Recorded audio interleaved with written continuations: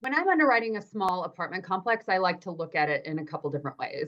I look at the historical data of how it's performed, meaning, how much money did it bring in, how much money were expenses, and I come up with that NOI that exists in place. Like, what is the in place net operating income? Then I can apply what a cap rate for that area and type of asset is, and see kind of what is it worth today? What is the in place value of this asset? Because that's the formula, right? It's NOI divided by cap equals value. Well, people really want to own multifamily assets now, small multis and larger multis. So usually that's not the price that gets paid, is that in place actual price.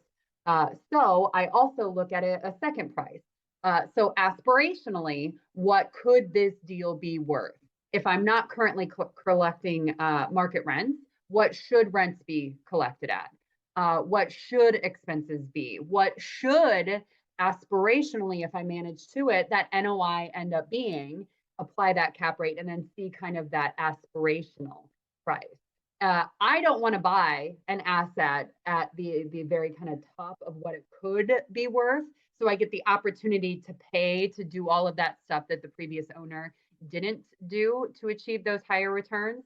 So that kind of forms my range that I'm willing to pay. I have the in place, what it's worth today, and then I have the aspirational, what we're managing towards.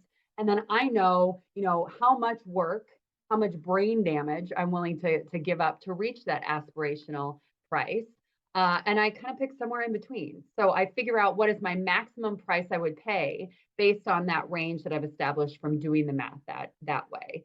The more reps you'll do, the more underwriting you do of a property, the more you'll be able to trust your own judgment.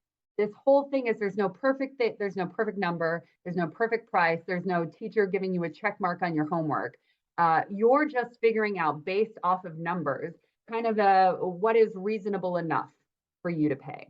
So get a bunch more reps in terms of underwriting, and you're going to trust your judgment more, and you're going to make decisions that are reasonable.